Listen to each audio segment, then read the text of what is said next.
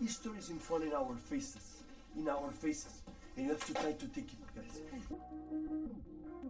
Because we play shit, we play shit. When the other is bad, shake hands. But you are not bad enough.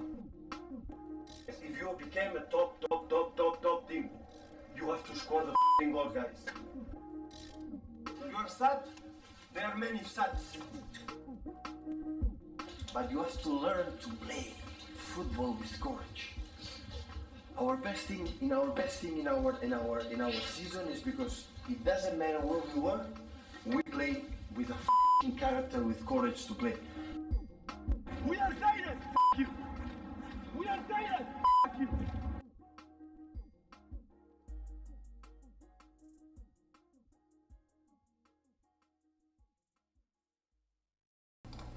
And hello, welcome to Shades of Blue podcast. Yeah. I have been fighting with my laptop trying to figure out something, anything. I tried to make a beat. I don't even know why I even did that. I just found a beat that I had saved from an old friend and slapped Pep over. That was brilliant. I personally loved it. How are you gentlemen? How's it going? Hey, well, I'd like to see that. Well, hey, this is to the other people. Hey, welcome to Shades of Blue podcast. I am CrunkChocolate, and I will introduce my other co-hosts in a moment. Put together this podcast simply for the want for a community deeper than what Twitter can offer. Interest in European football is steadily growing in the U.S. Man City are a global brand. There's even a U.S. Man City Twitter page. Shout out to them for sharing my Lonely Boy podcast tweet. Per usual, when it comes to City Twitter, support was class. Now I'm here with four most dope individuals. Shades of Blue will be out weekly at least. Try to do the occasional reaction episode after cup matches, big transfers, yada yada. A bit of admin before we do get into the introductions. SOB, Shades of Blue podcast. We do have an email. I would love to get to a point where listeners send in questions. What's going on, man? Doing good. The questions don't Doing well. Football. You need help making big decisions. Need a recipe for something delicious. Maybe NBA fantasy playoffs. Those are coming up. Need help deciding that lineup. We got you. Send in those emails to shadesofbluepodcast@gmail.com. All one word. Once again, that is shadesofbluepodcast@gmail.com. We also have a Twitter and an Instagram, same handle, @shadesofbluepod. All right, enough of me. Let's get to the co-hosts. Go ahead and start off, sir.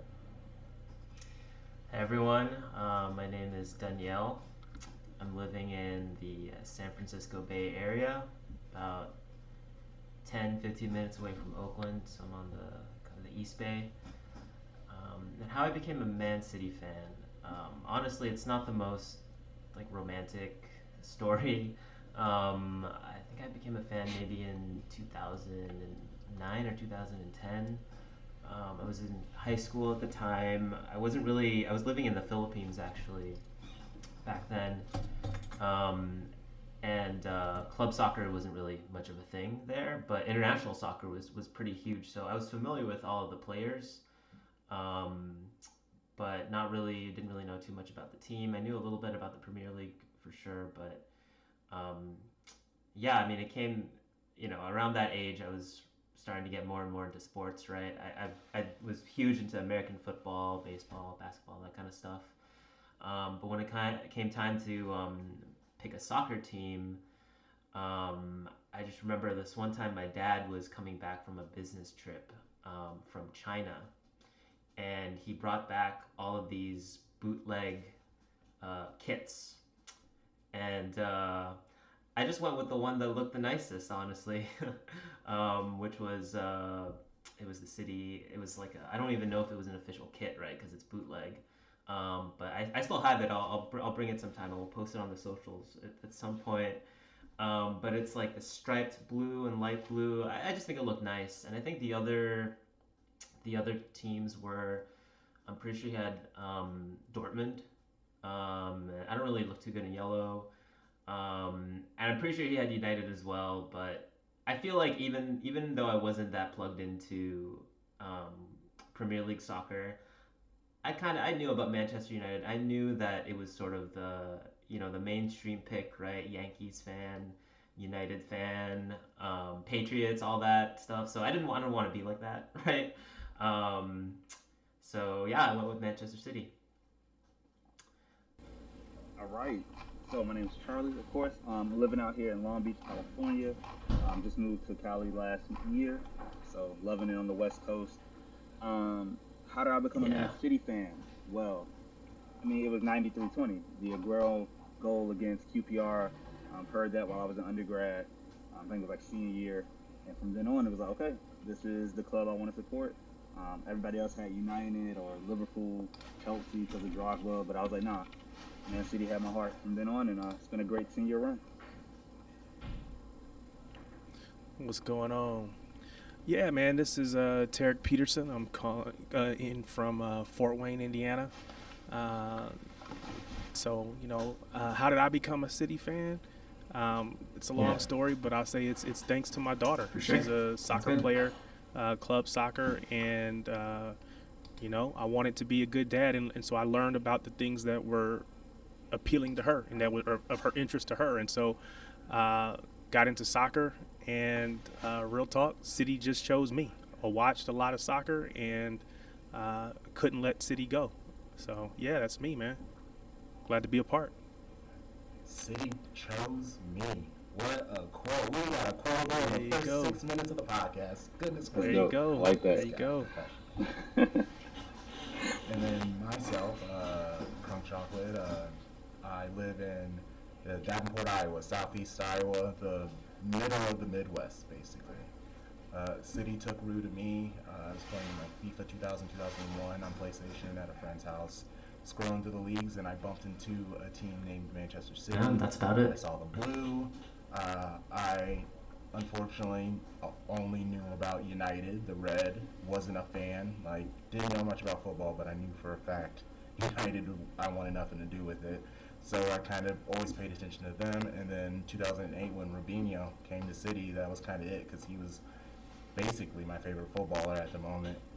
And then I like looked at the team, and then at that time it was Rubinho, Micah Richards, Sean Wright Phillips, and company. And then Yaya soon joined, and just like seeing so many people who look like me, that was dope. The color of blue, it looks fantastic on me as I'm wearing it right now. What was there not to love? And then in 2012, I bought my first City shirt, and then I've kind of just been all in ever since. That's what's up. Instead of hopping into the upcoming match, let's take a look at the season so far. Uh, Came into the season celebrating a Grealish acquisition, reeling from the Kane saga, a Three Lions team who crashed and burned, and a broken Belgian in Kevin De Bruyne. Trying to stay optimistic with their chances at an early trophy. A question for y'all. With all of that going into the season, try not to like have hindsight affect your answer, but how are you feeling going into the season? And we can start with Charlie. Okay. Going into the season, I felt really confident, especially I didn't want Kane. I know a lot of people were like gunning for it. We need a striker, we need a striker. But I'm like, we just won the league pretty easily without one. We scored goals, no problem. The defense got better when Diaz came in. So I felt really confident. Now, it sucked to lose to Chelsea. But I was like, okay, we have the pieces we need to make another run and to at least get a double. So yeah, so had no doubts that we were going to be top two in the league. And Chelsea scared me a little bit, but of course Liverpool was like who I was most concerned about. Yeah, man. I would say kind of the same thing. I was pretty confident because of what we had done in all the years previous. I'm confident that when we play our best, there's not too many teams that can stick with us. Of course, Liverpool, Chelsea did. When they brought in Lukaku, that was like, ooh, bringing in a big time striker. And I wasn't one that was like, ooh, we have to have Kane but I did want us to strengthen in the striker position, and quite frankly, I still want us to strengthen there. So at some point we'll talk about Holland and whatever else that might look like, Julian Alvarez, so on and so forth. But so I still want to see us strengthen, but I was confident going in that it's going to be a battle to the finish with Liverpool, and that's pretty much how it's played out. I was surprised we didn't win the League Cup. I think we won 5 straight. So not winning it this year, not even being in the final was kind of surprising. But if we trade a League Cup for a man, I lost my mind. Champions League. There we go. If we trade a League Cup for a Champions League, hey, I'll take it. Definitely. I mean, a trouble's a trouble. Good question. There we go. Well, I think this past season, the past summer transfer window, really reminded me of the energy pre the 2017-2018 season, for a number of reasons. I think there were some indications that there was going to be a significant squad overhaul. At least that was the reports that were coming out immediately after the Champions League final. I know that Guardiola came out with an interview, I think it was with Rio Ferdinand, and he said something like, to move forward in this league, you have to shake, you have to move. And a lot of, aggregators, journalists sort of jumped on that, and along with the reports that quite a few squad members were unhappy during the previous season, to sort of guess that at least 2, maybe 3, 4 players could be outgoing, and then a similar number could be incoming, right? And that's what happened, right, with between Pep's first season and the second season, was that we saw we basically got an entirely new fullback squadron. We got a new keeper, right? That's like significant change there. So that's what I was expecting. It was a summer of, it was weird because we sold, did we even sell anybody? I don't remember if we even, I know we sold. If it was small, it was like Angelina and stuff like that. Yeah, no, no bona fide first team players. So we didn't sell anybody big. I know we sold Torres at the January transfer window, but good riddance. He's gonna pay for Holland's, like 90% of the funds from Torres is gonna go to Holland's release. Yeah, him and Sancho. Yeah. Appreciate him. But yeah, I mean, so it was weird. Like, I thought there was gonna be a lot of change. I was sad because a lot of the players that I really admire, that some of my favorite players were wanted to leave. I thought Bernardo was gonna go. I thought he was as sure as gone. But he stuck around, and we brought in Grealish, and that was another, the transfer sagas, I think, really colored the beginning of the season, because the Grealish transfer, at least amongst the fan base, was, I think things got really toxic, at least from my view on Twitter. Yeah. Villa fans and Liverpool fans, handshake, right? Well, yeah, and it's just like, we expect that from Liverpool. We did not expect that from, well, at least I didn't expect that from Villa fans. Well, I didn't know much about Villa fans, but they're almost as delusional as Liverpool fans, and from my perspective. It's ridiculous. But the reveal video was for Grealish was very nice. I really liked that. Yeah, it was. Yeah, it was. But yeah, so we got in Grealish, and then all signs were pointing to Kane signing, right? All of these rumors, 100 million, 120 million. He had a freaking interview, like a golf interview with, I think it was Gary Neville, and he was talking about like, oh, maybe I'll be sold for 100 million. Like, have you ever heard of a player talk about his own transfer fee at the start? During a summer transfer window, it's ridiculous. So I thought that Kane was coming in, but yeah, I mean, as late as even after the first game, I know we're not getting into that, but I really thought that it was gonna happen, and then it was done. The door was shut, And I feel like myself, and I think I can speak for a large portion of the fan base, was very apprehensive about going into this season without a striker. Mm.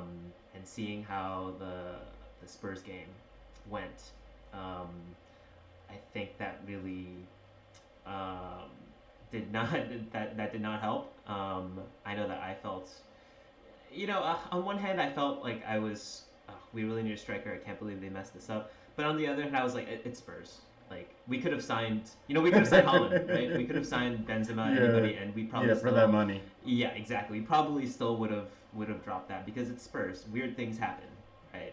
Um, Mm. so yeah, I mean, and then I think we had the next few games. I know that we're still talking about the preseason, but I still count within the transfer window as being like preseason because it's kind of weird towards the beginning. I know the first few games we did score a lot of goals, but it was still the same sort of like, all right, but when it comes to the business end of the season, the Champions League, are we really gonna roll the false nine system again? Like how's that gonna go? So I personally was, in terms of confidence for winning the league, I thought that we were probably still gonna win the league. I wasn't super confident, but I thought that over the course of the season, this stuff balances out. Um, but for the Champions League, I think that I still am less confident than I was, towards the end of last season, just because Mm.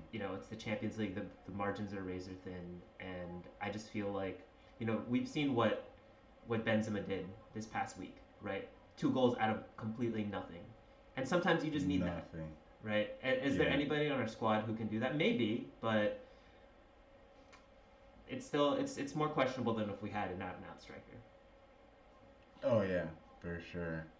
Um, I was happy we missed out on Kane.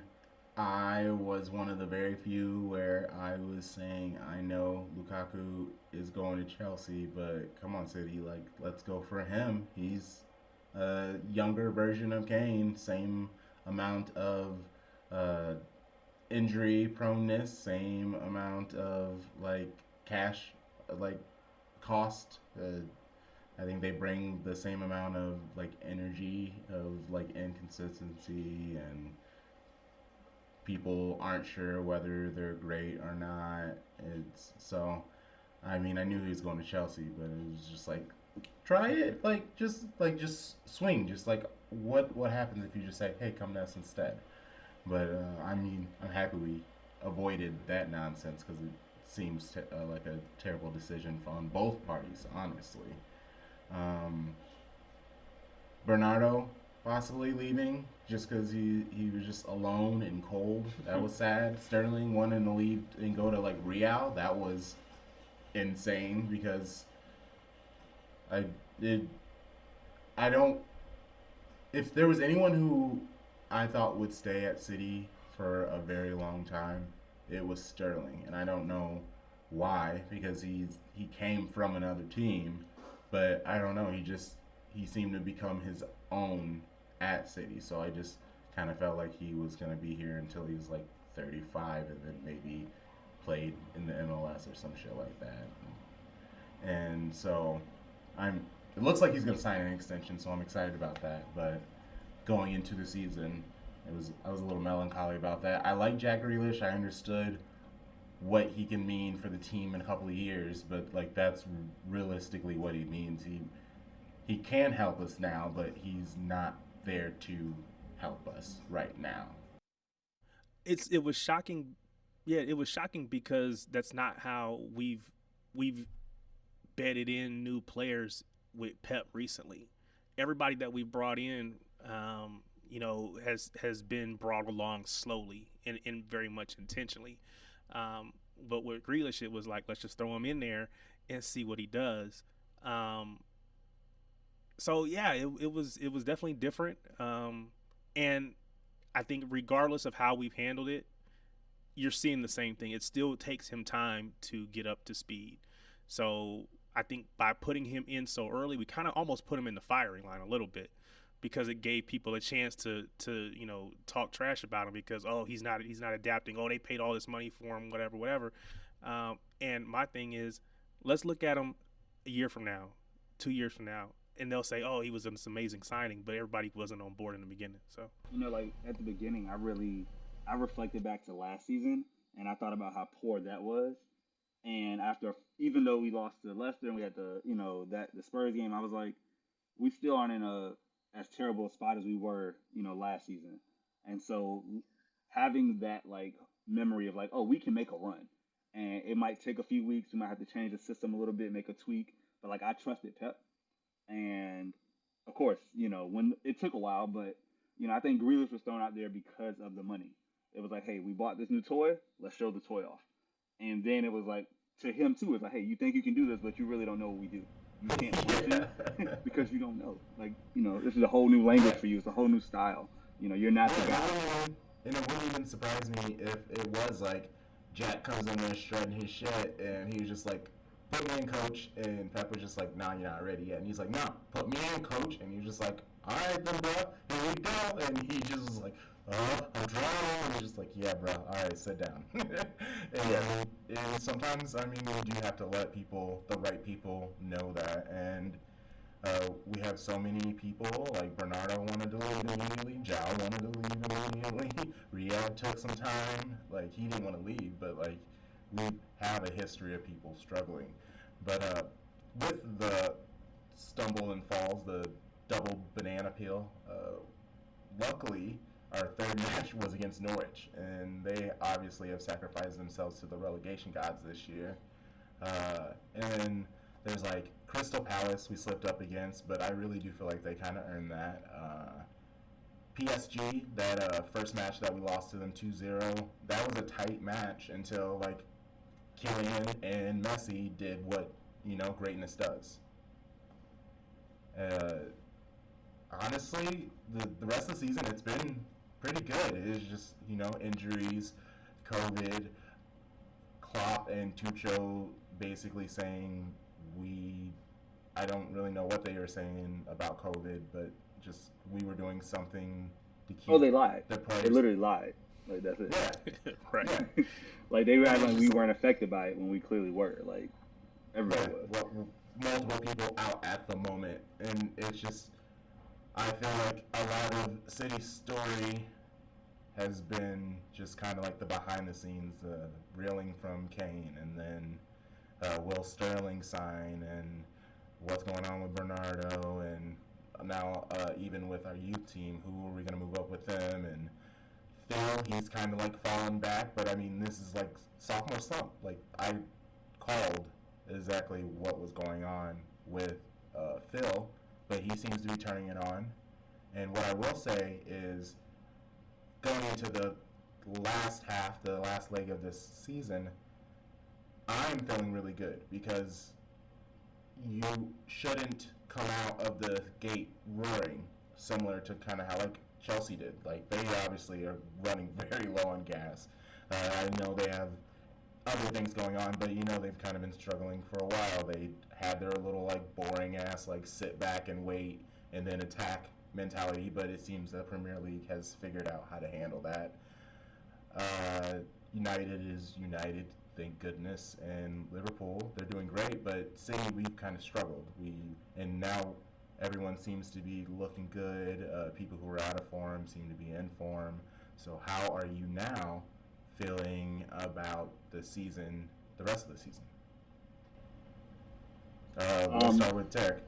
Yeah, no. For me, I'm still optimistic, man. They got to prove that they can beat us, or that they got to prove that they can beat us, and that I don't think we're gonna go away. My phone in the background. I apologize. You're fine. So so they had to prove that they can beat us, and I think that Liverpool will run us close. But I think we have a history of being able to handle that pressure. When we pipped Liverpool to the title by that one point, I think we won 14, 15 straight games. So we have a track record that we can look back to with this group, with Pep. So until somebody else proves that they can do it, until somebody else proves that they can take it from us, I still say we're gonna walk away with the title. What about you, Charlie? What you thinking? Man, I keep looking at the upcoming fixtures, and I don't see us dropping points. Like, oh, I'm sorry, I don't see any losses. There might be a draw. He doubled down, actually. He doubled down. He was like, actually, I misspoke. Yeah, We like losing. We go undefeated. Win. we're going undefeated. Win. Liverpool will be a draw. We'll play it conservatively because Pep does that, like just to make sure we don't give them hope. But these other clubs are not beating us. Like no worries about PL. That's in the bag. Like their trophies are 4-5, first time since Man U. It's happening. Yeah. Yeah, I mean, I would agree. I feel amazing about the season. There's already so many fantastic moments, right? That I feel like we're not talking about this the previous Champions League tie against Sporting, right? That we put away in like the first half of the first game. That's the champions of Portugal, and I feel like we've come so far from even just like Pep's first season and being really naive against Monaco. Um, I feel right now at this moment I feel really confident about the rest of the season and the rest of the Champions League just because we went through that pain towards the end of last season, but I feel like that's a sort of a necessary it's growing pains, right? Everything is going to feel different. The final, especially, it's not just because it's a final, because it's a one-off. The squad's experience, I think only maybe Gundo was the only player that had been in a Champions League final, if I'm not mistaken. Wait, Scott Carson, I think he was. Uh-oh. Yeah. Yeah. So yeah, I mean, and it's a one-off, right? And when you're used to playing, two different legs, the mentality is really different. And I think you were sort of getting at that. It's that off-the-field mentality. They're taking care of business on the field. So right now, it's really the business end, and I think it's going to be a really exciting finish, both in the Premier League and in the Champions League. I honestly feel the same exact way. If we're being honest, it's we were talking in the group chat. You shared the schedule, and it's looking better for City. Like the matches we have to play are not the quality of teams aren't the same. Like especially Liverpool immediately. We're about to play Crystal Palace. They have to play Arsenal. And Arsenal, they seem hungry. Like he got, They figured it out. He got the nonsense out. Yeah, he got the nonsense out of there. He's got a young, hungry team, and I'm happy that we really won't have to worry about them until next year. Agreed. Yes, Yeah, I'm happy to see Arteta pulling it together. The time that he spent with us at City. I'm not going to say he's like, again, I don't know that he's a City manager in the future, but I think that I want to see him do well. And so the fact that he kind of came through the struggles that they were having early season, when everybody was calling for him to be let go, I'm really happy for him. And it was one of those things, Arsenal was just like, who are we gonna replace him with? Like, we gonna go there. Who? Tell us. No, please tell us. Like, we are asking. Like, help us. And so they had no choice but to stay with Arteta, and he's looking good. I was bitter when he left for Arsenal, but also as quickly as I became bitter, I got over it because it's just like, of course he left us for them. Like, that's an former opportunity. Player. Yeah. Yeah, and he technically doesn't deserve it. I mean, I know Arsenal's struggling, but with their history and his lack of, experience, it was a perfect signing for the perfect time. It got everyone on the Arsenal side excited because it was an old legend, and he has the Pep pedigree, and we could see, and yeah, like I said, good on them. I think that's No, I didn't mean to cut you off, man. Honestly, I think that's the difference, though. When United brought in Ole Gunnar Solskjaer, yeah, he was a former member of the United team, and he has the United quote unquote DNA, but he doesn't have any track record as a top level coach. So, or top level manager. So yeah, you can bring him in and tell all your fans, oh, we brought in a piece of our history or whatever, man. But that's all it is. For with Arteta, yes, he played for Arsenal, but he'd been working with Pep. Maybe not for a long time, but he's been working with Pep. He's been learning at Pep's feet every single day, right? So now, yes, it takes him a minute to put it together as the man, but he's got that experience sitting there watching, learning, being a part of, participating with the best to ever do it. So yeah, you give him a chance. It's just give him time. Don't run away from him. Give him time, and he'll put it together. And that's what we're seeing. And I So, mean, and they did it the right happy way. for him. Yeah, they did it the right way. They like you said, they got out certain people, but they also invested smartly. They brought in like a lot of young players. They used their academy projects with Smith Rowe, Saka, of course. Like Martinelli came in, and once you bring in the young guys, now they get to learn how to do it. And then that Partey signing from last year that looked bad because he was hurt, he starts getting healthy, and now you see it like, okay, this is what he wanted. They're playing like you have an Arsenal goal, the same way you have a Man City goal. But we all know what it looks like. They go down the flank, they use the interplay, and then boom, you see it. So it's like they're developing that, and like you said, next year they should be top 2 or 3 for sure.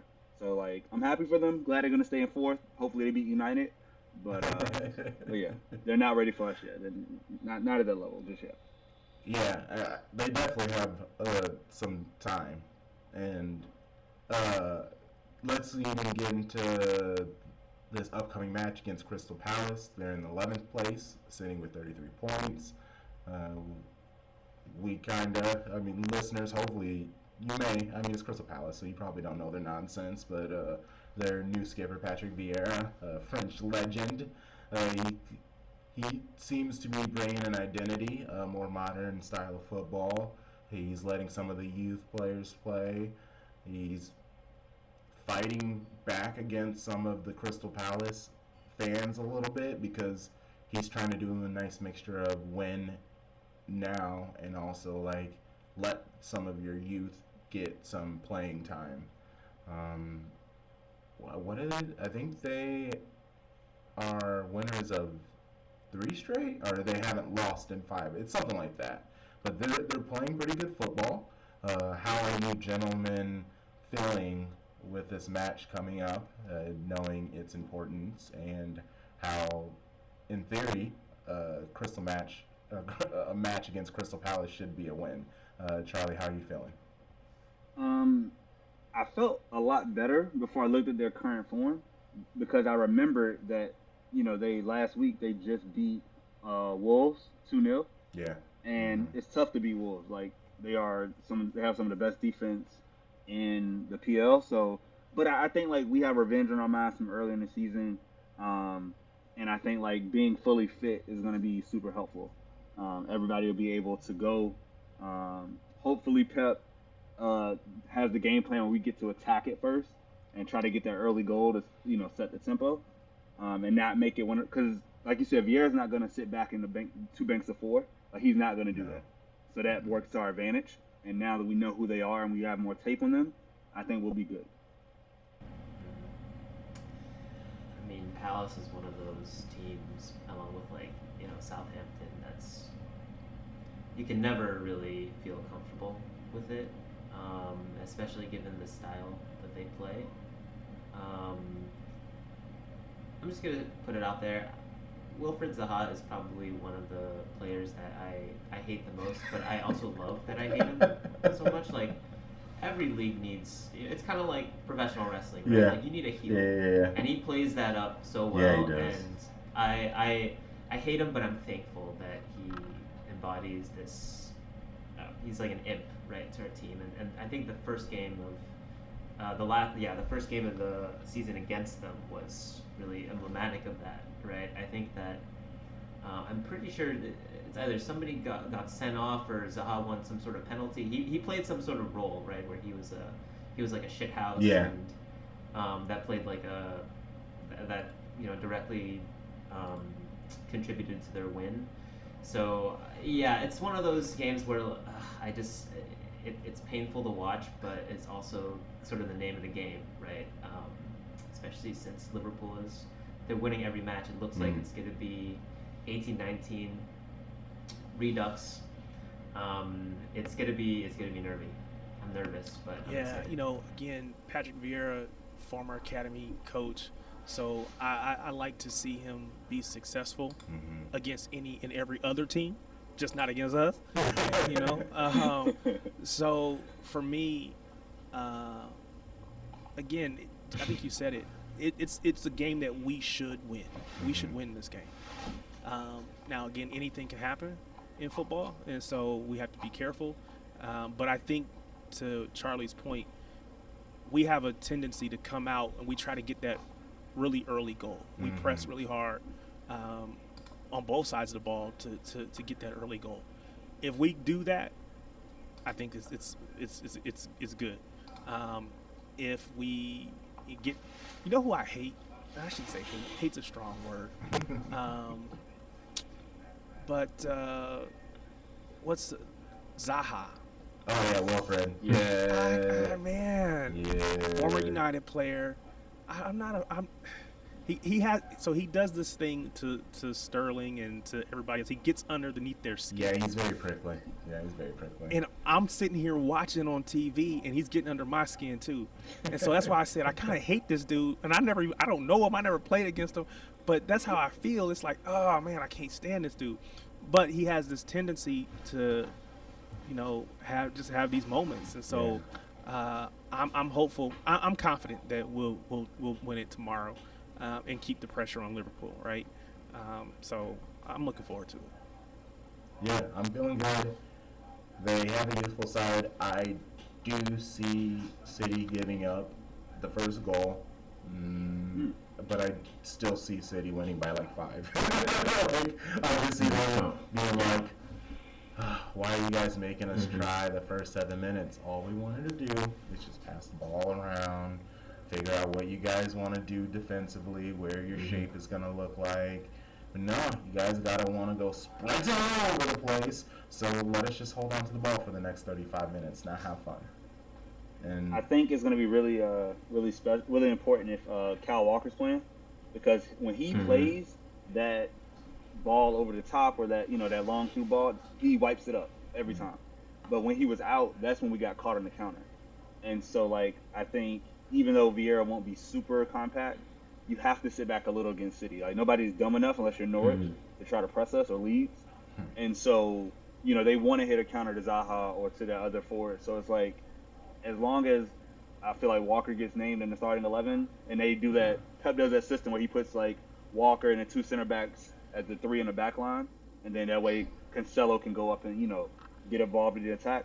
Walker's our sweeper, so I feel like we'll be fine. 3-1. 3-1.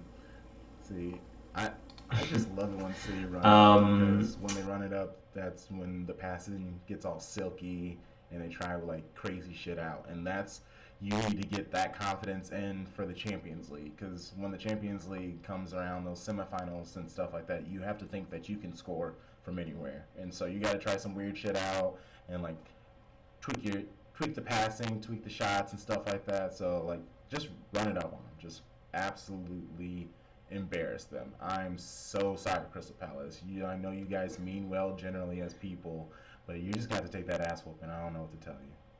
I wouldn't say 6-1, but I do think I do think they're going to score for sure, and City Twitter is going to collectively freak out. But I think it'll sort of play out in the same way as you described. I think that they're going to take care of business. They'll probably, I'm going to say 3-1 City, 3-4-1. Normally I'm not this brash, but I'm feeling it. I just think, I just see, especially after the boring match that they did in the second leg, I think that they just want to get out and run and kick some ass. And we talk starting 11 real quick. Wasn't able to talk with the other guys. We were able to, Zach Steffen's back, Cole Palmer's back, Cancelo and Nathan Ake are back. Even though they're back, I'm not sure they'll play. because Cancelo's back from a sickness. They don't really know what that, and Mm. all these other people are hurt. But I assume I'd see them in the subs, so we know we're gonna see Ederson in goal. I would assume Zinchenko over on the left. Kyle Walker, since he can't play in the Champions League, he's gonna play in all the other matches.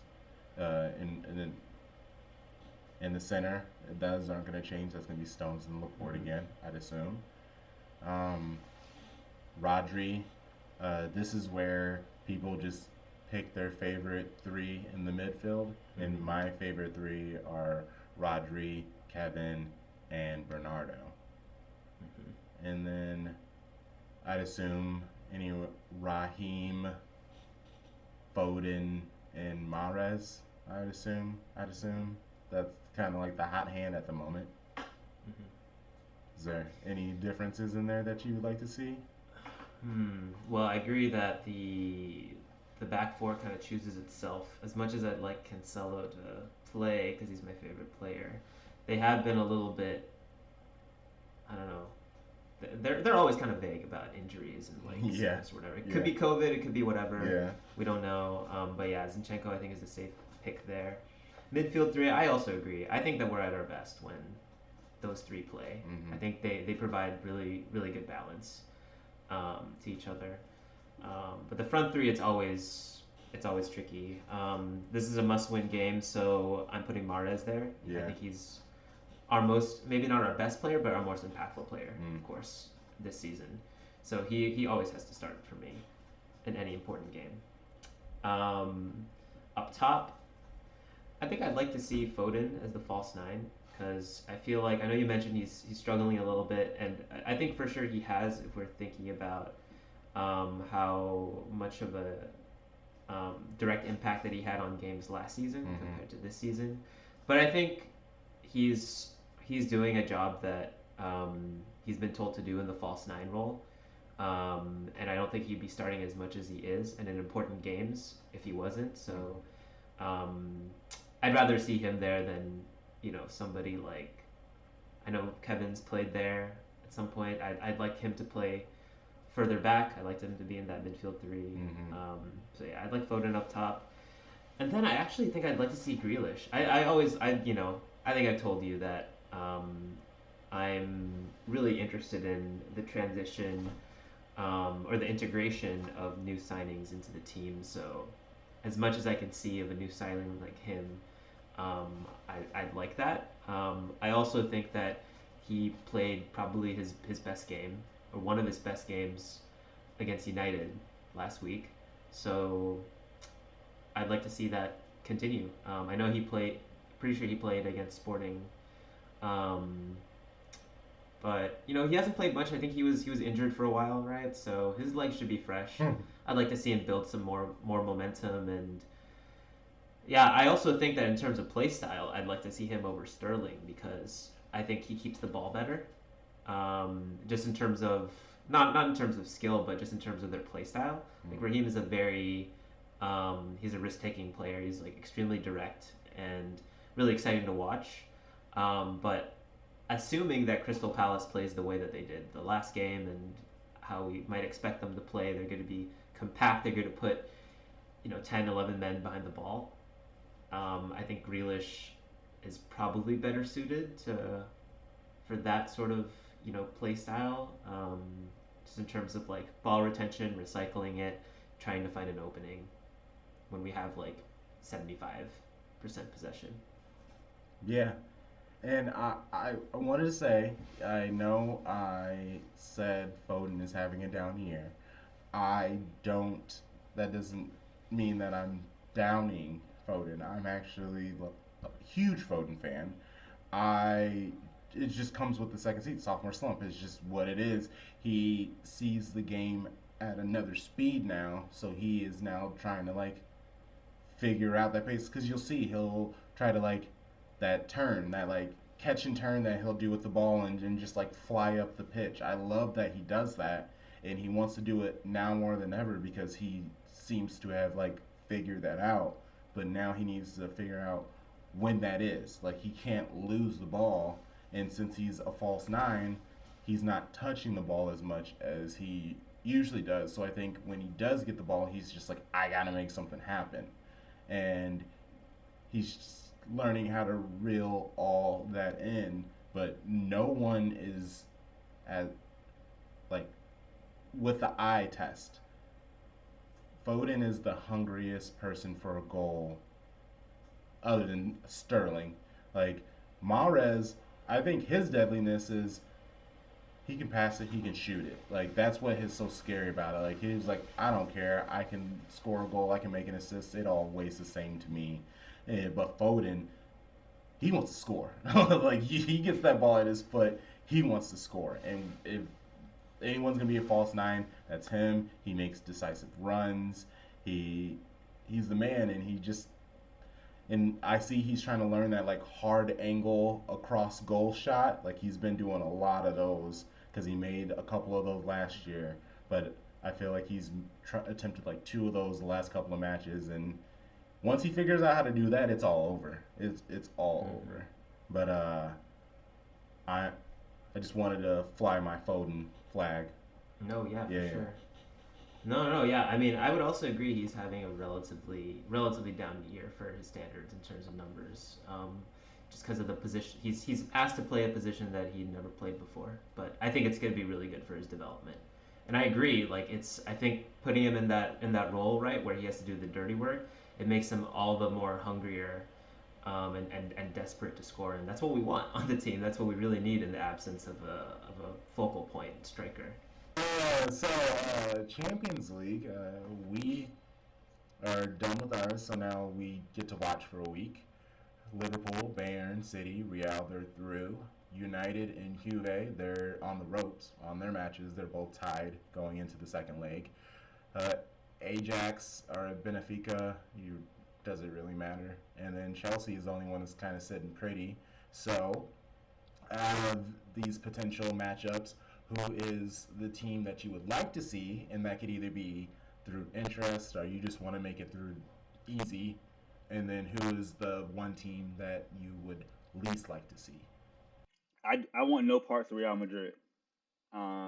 They are veteran, like every level has a vet from Courtois up to Alaba to Modric. Like that spine is perfect. Casemiro, like I don't want to see them at all. I do want to see Ajax or Lille. Oh, go ahead. Yeah. Actually, can I interrupt you real quick? Because I've been trying to like sit on it and let you like do your thing, but I will not sit here and allow positive talk about Courtois. Like we will not do this. Like this is not happening. Like you did not call him a world class. He's a very large man. That's not happening. I'm sorry. I digress. It's a great one overall. He's a very big man, but no, mainly the other 10 other people I don't want to see, like Vinny and Kareem up front. I don't want those problems. So give me Ajax. I would love if I would even take Juve. Like they don't scare me. Like Juve, Villarreal, like whoever. So yeah, as long as it's not Real, I feel like I'm good. No. Yeah, I'll take Juve all day.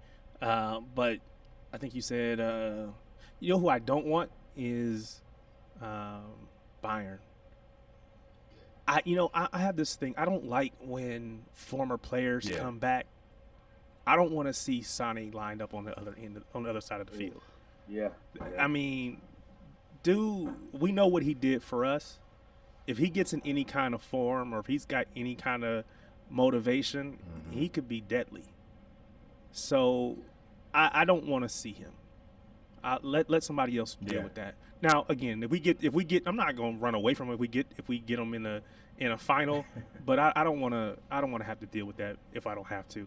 Now, maybe getting them early, so I think it's still a two-legged affair. Maybe that's better. Yeah. Because a team like that, I don't think anybody can hang with us over 2 legs. It's the one-off games that we can have a stinker. So I don't want to see Bayern. I don't want to see Bayern, but I'll take a Benfica. We got a lot of Portuguese dudes, so getting those guys a chance to go back home and do their thing. I could totally see Benfica just like getting out of the way just because of it. They're just like, guys, we know, just like don't beat us down. Like, you know who did. You guys just did. You know who. They don't say each other's names because, you know, they don't enjoy each other exactly. But, yeah, no, I agree. And I feel similar. I don't want to see Bayern, like, at all. I keep forgetting Sane's even at Bayern until randomly, like, one of his tweets pop up on my feed, and I'm like, oh yeah, that is where he's at.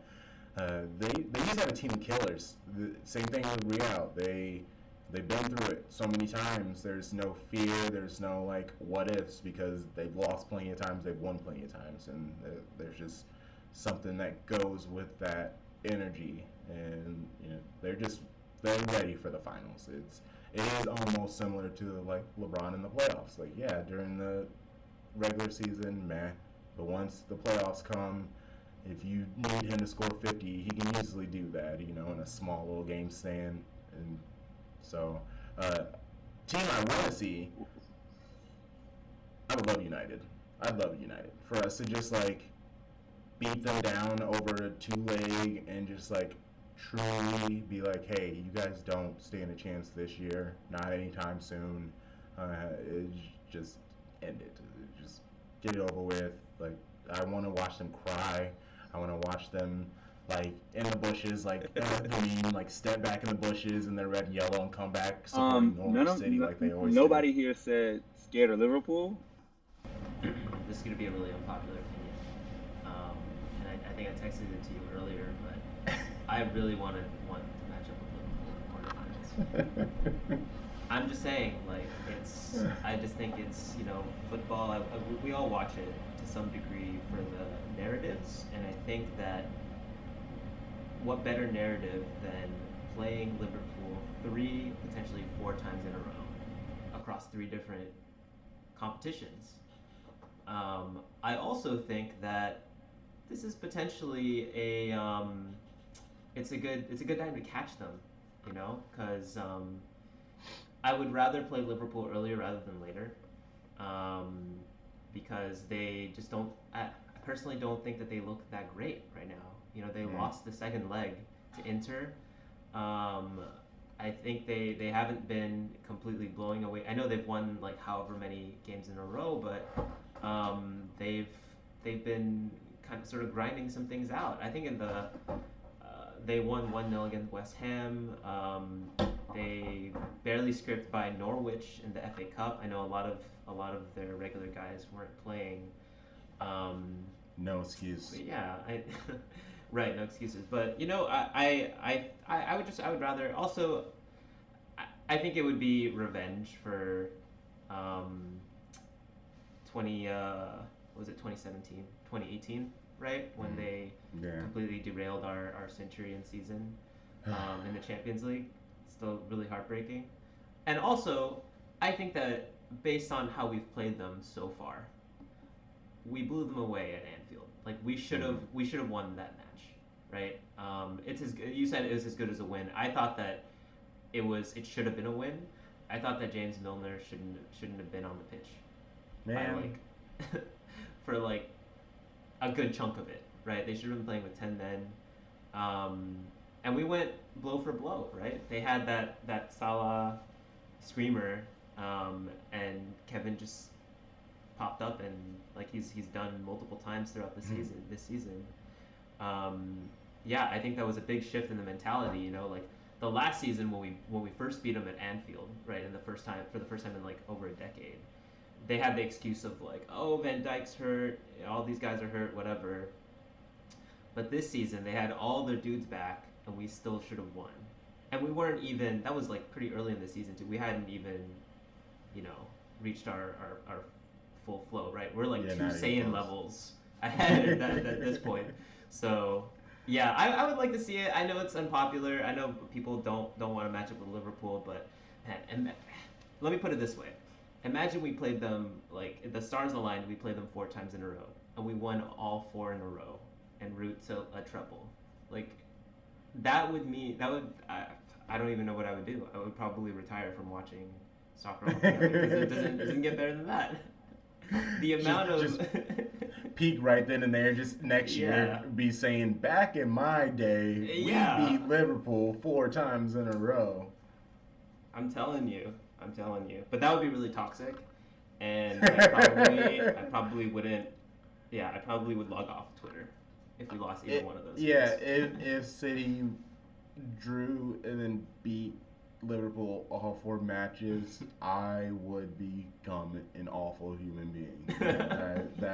No one could tell me anything for the next like maybe 6 weeks after that. Yeah. Especially anyone wearing red. If you're wearing red, oh, don't you say nothing to me. Like it's just like it's over. Anyone in red, Yeah. just carte blanche, just getting it. Smoke. Who you want?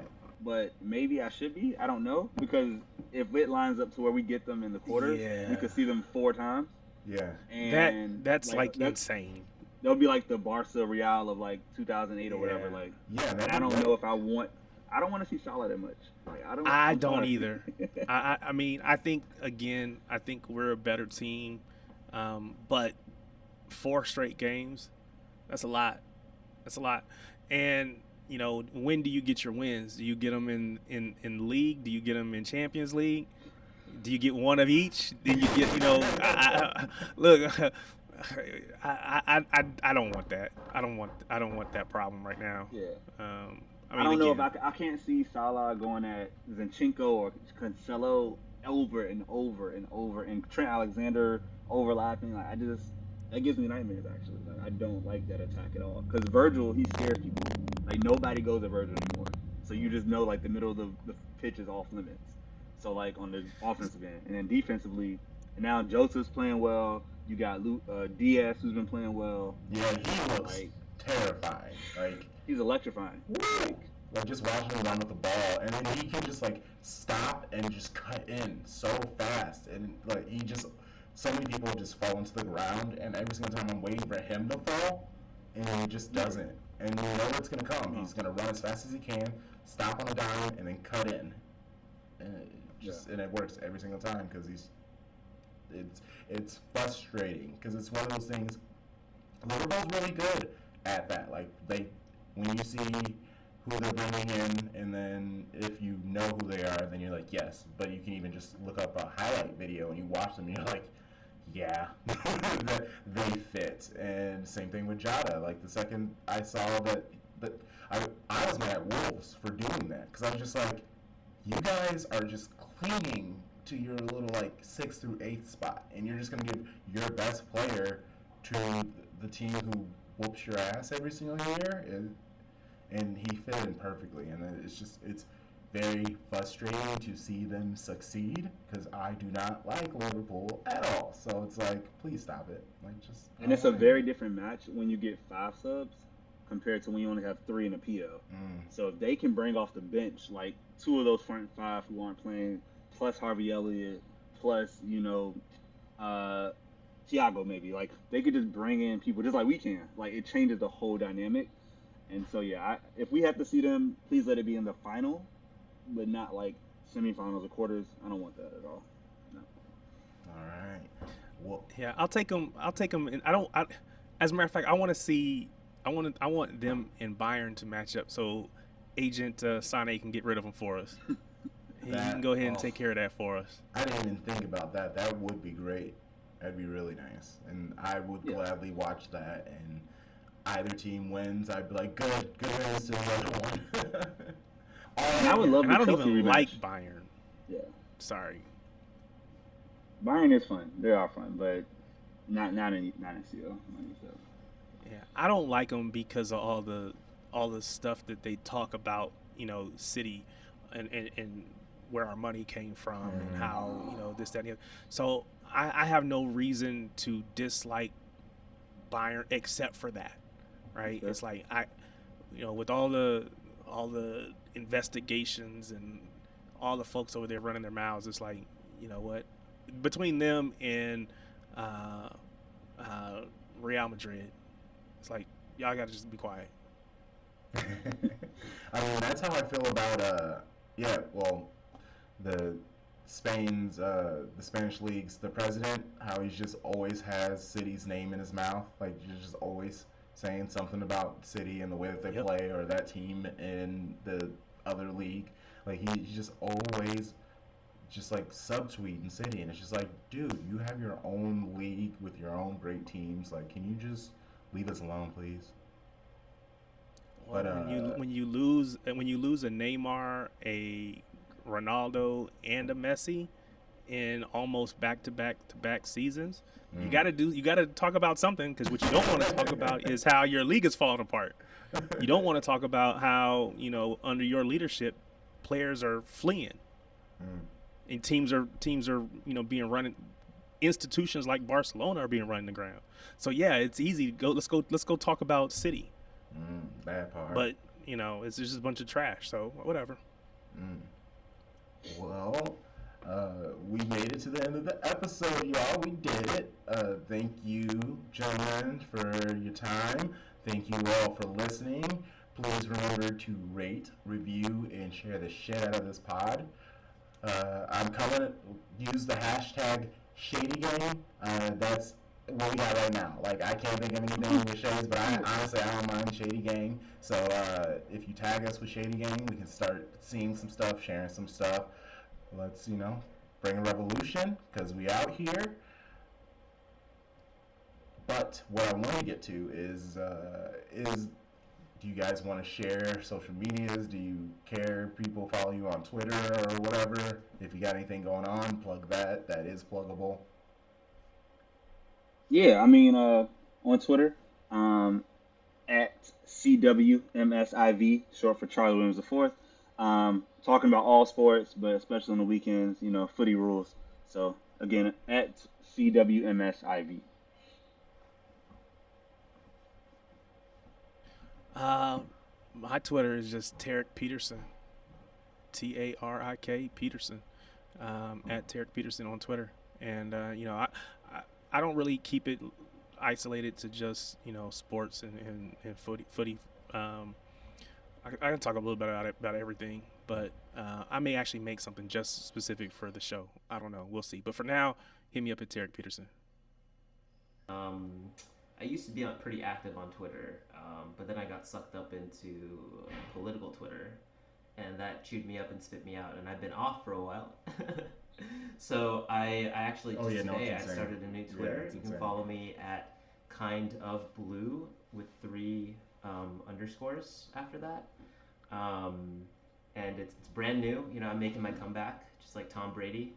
I hate that dude too, actually. Hey. But yeah, so just the Twitter. I'll be posting about. I might be doing live tweeting. I might be doing some like tactical analysis.